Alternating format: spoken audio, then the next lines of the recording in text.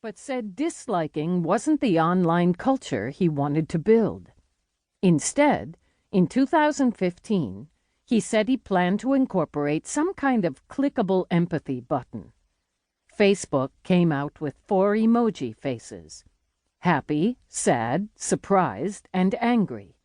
New emblems to say, "I see your post and I feel your pain." Mark Zuckerberg may hope his 1.5 billion monthly users feel like they're feeling more, but the richer our experience, the richer Facebook becomes. Online, we are both the consumer and the product, as Facebook earns $5.84 billion a quarter selling our demographics and our likes. In these days of DVR and streaming, corporations can no longer rely on the mass market commercial to reach an audience.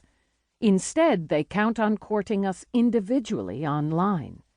When we buy dog food one day and find a charticle from Purina in our newsfeed the next, we no longer find it strange.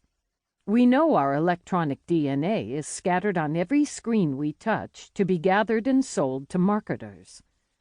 Some may find this comforting, and some may call it surveillance, but what's interesting is what the corporations call it: empathy. Empathic marketing, empathic branding. These are the hot corporate buzzwords wending their way through business schools and ad agencies now. Corporate empathy is not an oxymoron.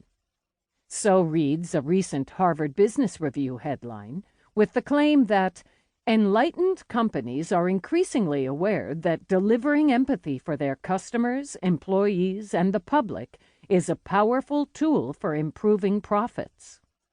This corporate definition of empathy connotes getting to know and understand a consumer base, our tastes, our spending habits, our personal needs, to sell us more stuff. Empathic design is another burgeoning field, wherein marketers and designers work with people to identify latent needs and feelings about certain products, and then, from that information, build new things to sell them. You could argue that the corporate world's commodification of empathy is simply the bastardization of a term, but I'd argue that something deeper is afoot. Capitalism is milking the trend of all things empathy, but it's also building a culture that perverts our very understanding of the concept. In other words, as we expect our watches, our phones, our computers to provide us with experiences curated solely for us, we feel empathized with in a particular way, which has led consumers to need a particular kind of empathy.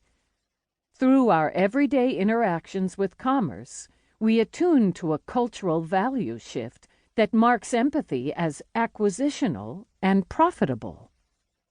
For example, in education. In a recent Education Week article, the author defines empathy as a skill and advises teachers to create lesson plans in empathic design. Another, titled Empathy, Strategy and Entrepreneurship, Fostering a Culture of Innovation, cites increased student learning as the profit of the classroom. In one Forbes article called Why We Should Teach Empathy to Improve Education and Test Scores, the writer comes from Ashoka, the $70 million nonprofit founded by management consultant Bill Drayton to support social entrepreneurs across the globe. This is an instance of Ashoka's content marketing in mainstream journalism. One of Ashoka's projects is called the Empathy Initiative, whose goal is to create a world committed and equipped to ensuring that every child masters empathy. I'm fascinated by this messianic notion, and when I interviewed Ashoka's director, by her assertion that we live in a world that values success and values empathy. Companies are clamoring for this skill. In this book, I cast a critical